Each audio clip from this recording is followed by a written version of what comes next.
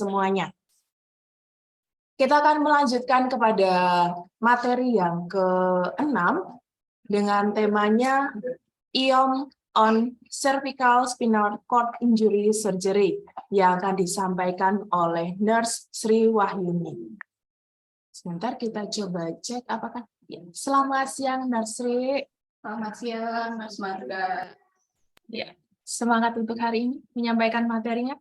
Semangat dong, harus semangat. Izinkan saya untuk menyampaikan dari CV secara singkat dari Nurse Sri.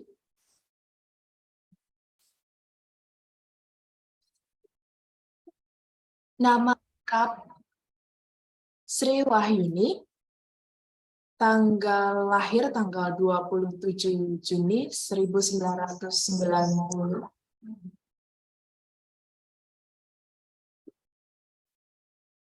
Ya, untuk latar belakang pendidikannya, tahun 2009 sampai dengan 2015 dari Universitas Andalas untuk S1 keperawatan nurse. Dan ada pelatihan dari HIPKABI, beliaunya mengikuti di tahun 2021, yaitu pelatihan bedah saraf.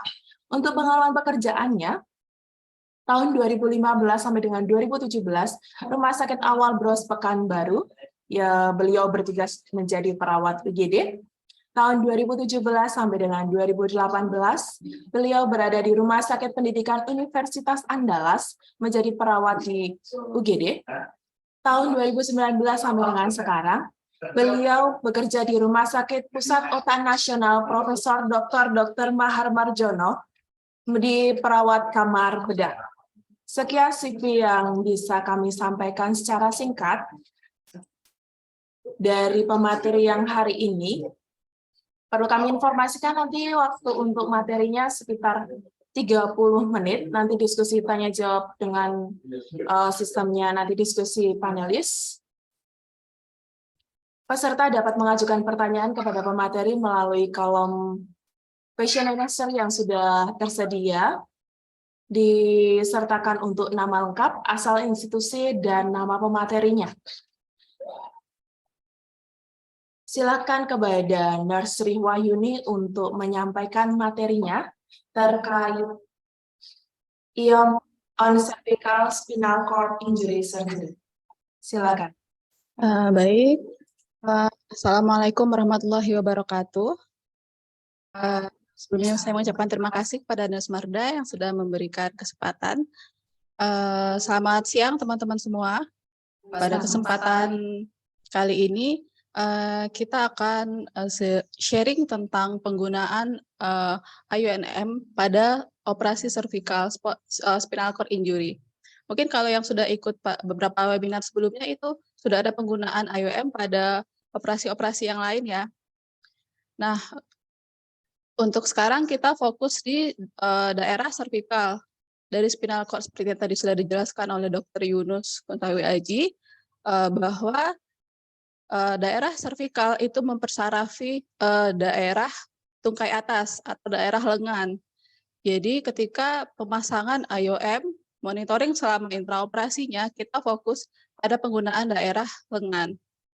Ini adalah otot-otot yang bisa kita monitoring tergantung dari lokasi injury yang ada pada pasien.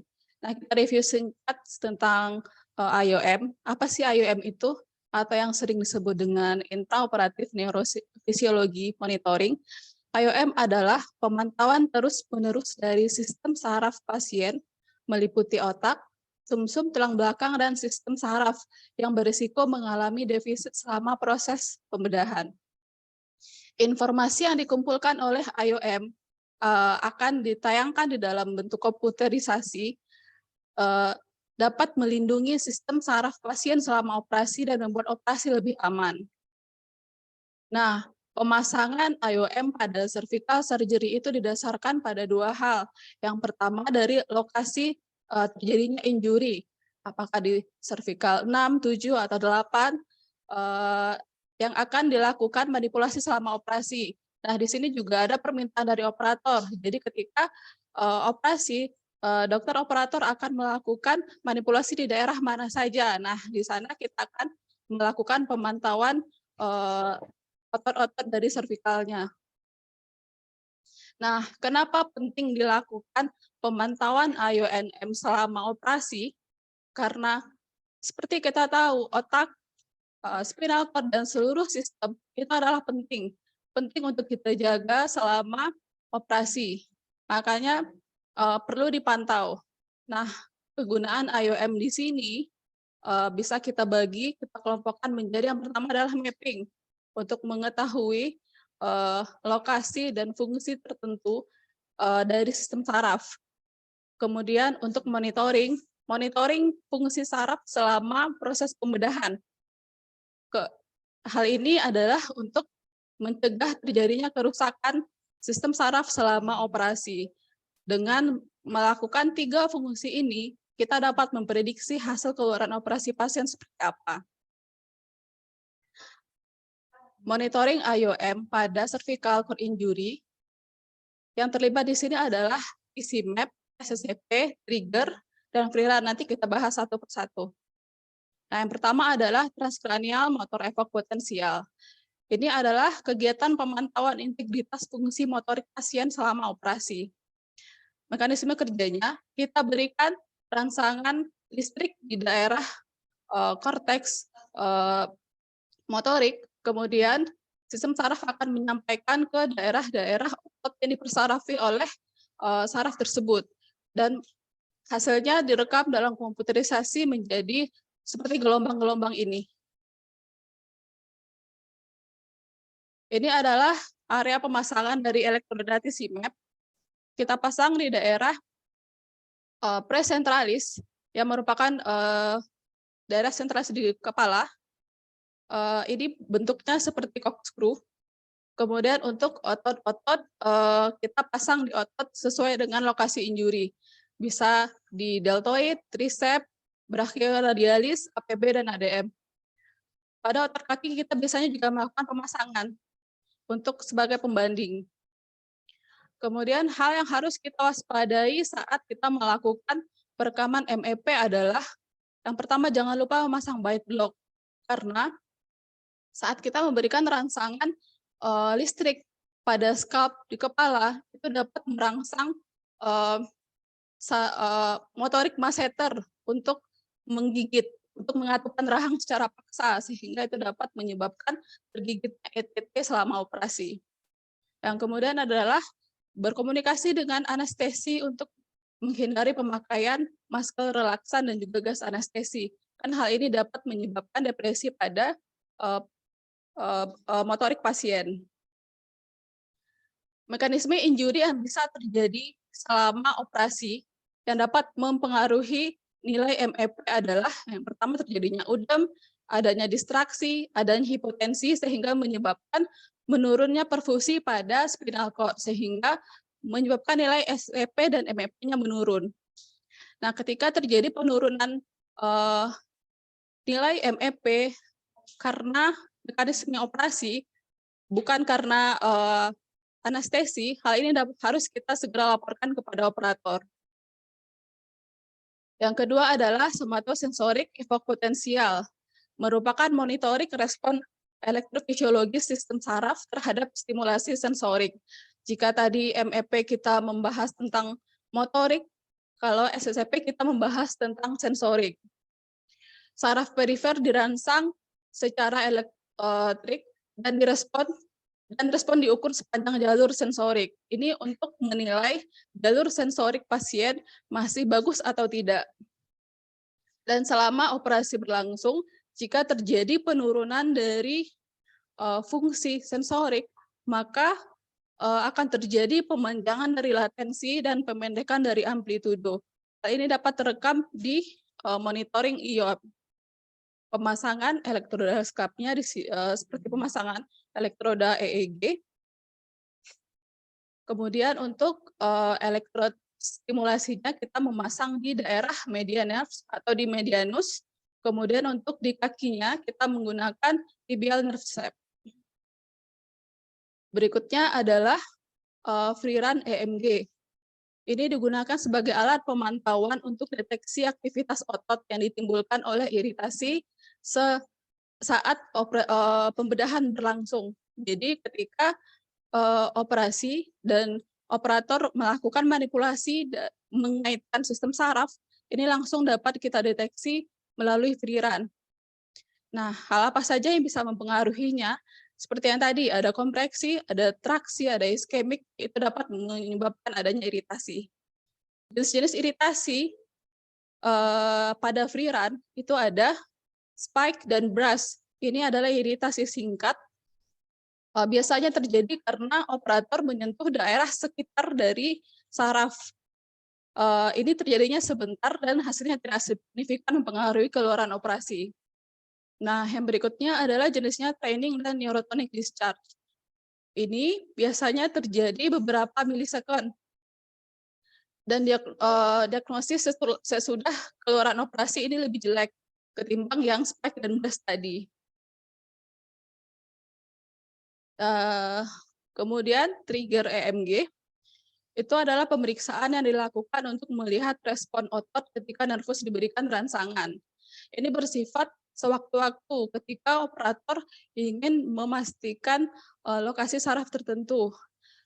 Misalnya ketika mendeteksi sesuatu, operator ragu ini nervus atau tidak, maka kita akan memberikan rangsangan trigger untuk mengetahui, untuk memvalidasi. Nah, ini membantu memvalidasi saja. Tujuannya adalah mengidentifikasi saraf perifer, menilai integritas saraf perifer, menilai posisi pedicle screw.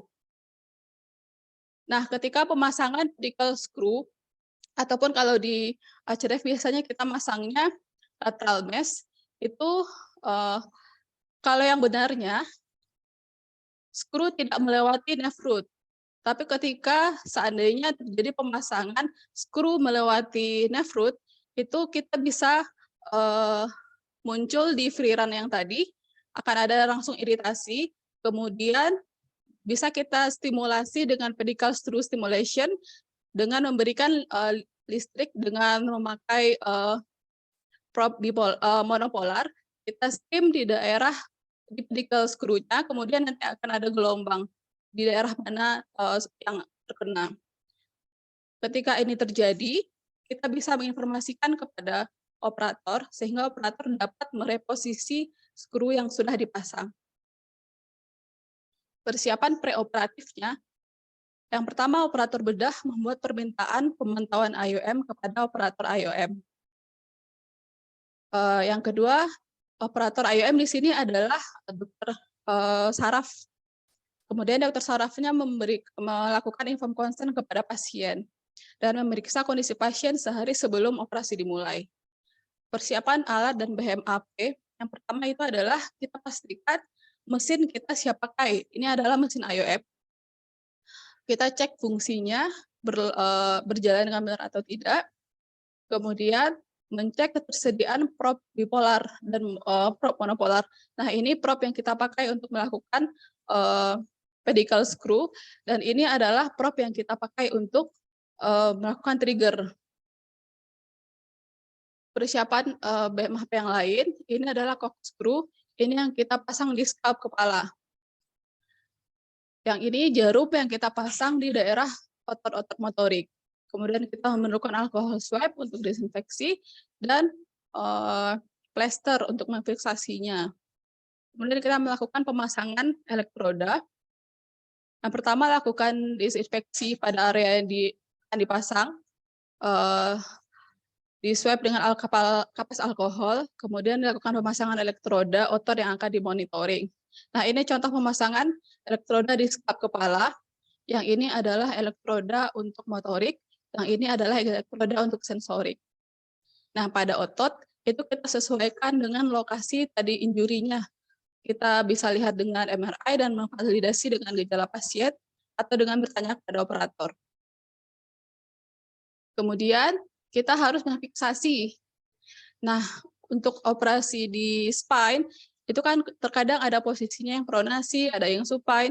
Nah, pastikan untuk memfiksasinya itu tidak terlepas. Kalau pasien diposisikan prone, setelah kita fiksasi, kita harus menggulung dan merekatkan si elektroda ke tubuh pasien agar nanti ketika dipronasi jarumnya tidak terlepas. Kemudian jangan lupa berikan label nama pada kabel elektroda sesuai output yang dipasang sehingga bisa kita identifikasi nanti ketika kita sambungkan kepada mesin IOM. Kemudian sambungkan semua elektroda yang sudah dipasang ke mesin IOM.